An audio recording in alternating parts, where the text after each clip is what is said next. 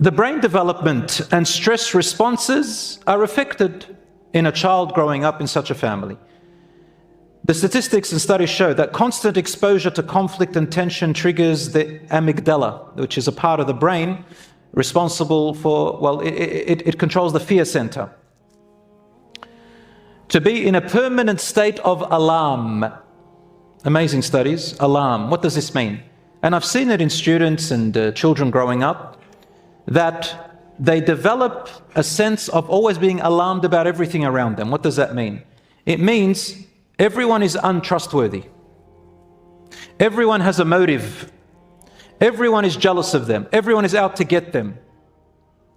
Always paranoid, to the point where it gets so extreme with some of them that they don't trust any relationships. And they cannot hold any relationships because they're always paranoid, always thinking that every word, every statement, everything a person is saying, if it's not them, it's the people around them, it's their friends, it's someone else, they're out there to get them because they're always alert, always alarmed by things around them. Forgive me, brothers and sisters, but these are the multiple studies shown, even by Muslims and researchers who have done them. They found that chronic stress increases cortisol levels in the body, which impacts memory, learning, and even physical growth. This study was done in the Harvard Center on a developing child. We witness this as teachers. What we often do is that we see a child, for example, experiencing sleep disturbance. They'll sleep in class. Sometimes we find the studies have shown that they've got poor immune systems. They're always getting sick. They're having stomach aches, headaches, and even stunted brain development. As one psychologist said, children in high conflict homes live as if a lion is in the house all the time. Another child said to me, "Sir, I feel like when I'm at home, I'm walking on eggshells with mum, or eggshells with dad, or eggshells with other extended family, eggshells. Don't know what to say, what to do." Another thing that happens is behavioral issues and school struggles. Studies have shown that there is more likely for these children to struggle with focus, discipline, and impulse control.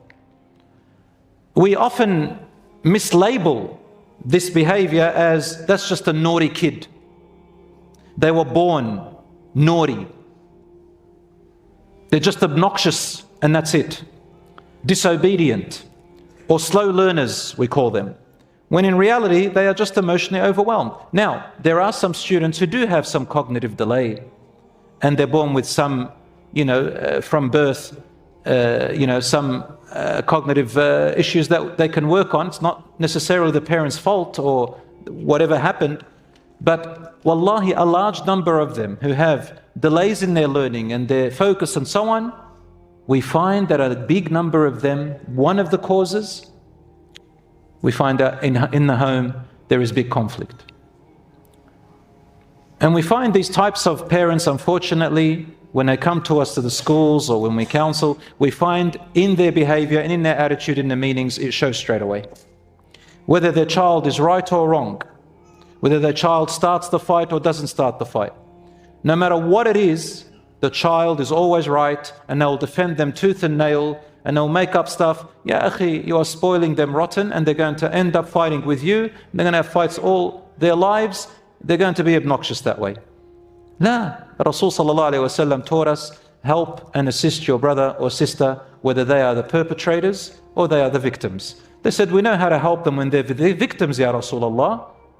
They're the ones being bullied, we know how to help them. But how do we help them when they're the bullies, when they're the perpetrators?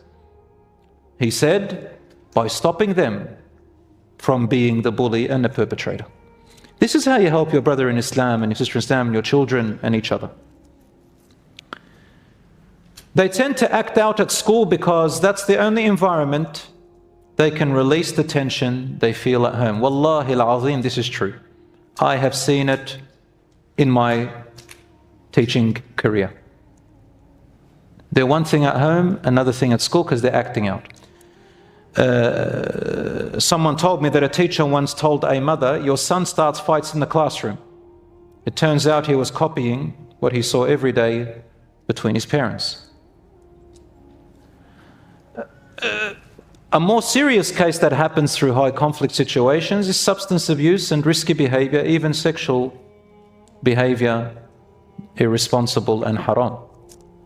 Teenagers from homes filled with conflict, they said, are twice as likely to engage in drug or alcohol abuse, the National Institute of Drug Abuse. Girls from high conflict families are more likely to enter toxic relationships, mistaking abuse for attention. That's what avoid happens, my dear brothers and sisters, unfortunately. Boys may seek control or numbness through risky behavior, gangs,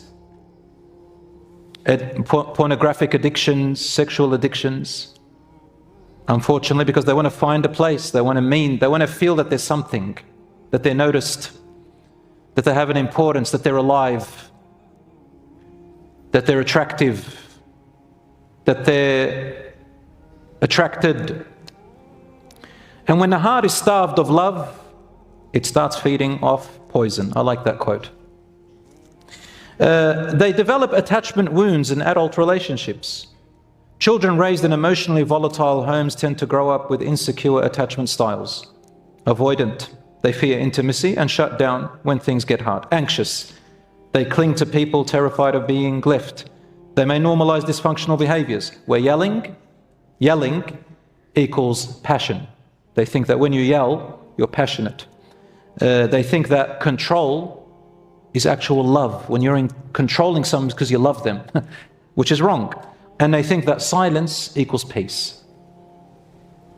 No. Peace is talking about things, finding solutions and talking together, reasoning and finding ways of how to do it better next time.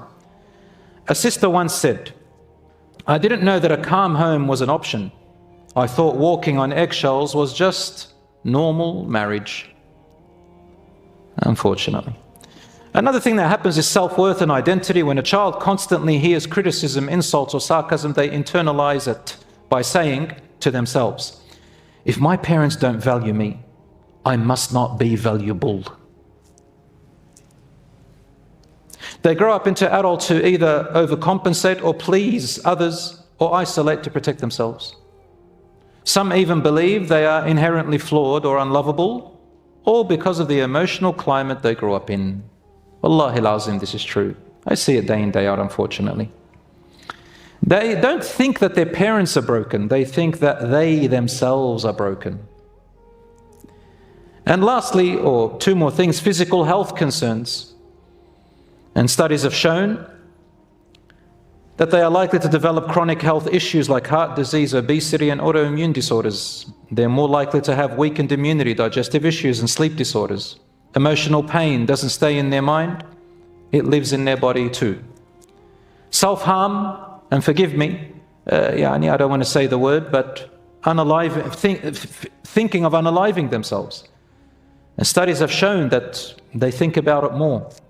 Other studies link childhood exposure to domestic tension with higher rates of self-harm, eating disorders, and emotional numbness. Many of the adults seeking therapy today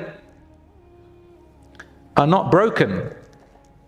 They are just children who grew up emotionally neglected or bruised. So we always talk about the childhood, we talk about their deen, we talk about their Islam and their identity again and again. I've even had teenagers and children have a whole different understanding of religion, total opposite. I take it easy. I don't jump to judgment when I hear someone, a Muslim, say to me, "I hate what Islam has done to me." Of course, this is a word of disbelief, but I don't judge them of disbelief, wallahi al-azim. Why? I first have to ask them, what led them to say that? And often I found that they're not talking about Islam itself, they're talking about the version of Islam that was taught to them. And when I fix certain Islamic concepts, wallahi, some of them cry. They say, I love Islam. Where do I find this Islam? Because they grew up with a different version of Islam. An Islam of judgment and calamities and not allowed to do this and that, when Islam has made it halal, certain things, yes, certain things are haram. Judgment and fighting and conflict and making life so hard, when Islam came to actually make life easier and peaceful. Unfortunate.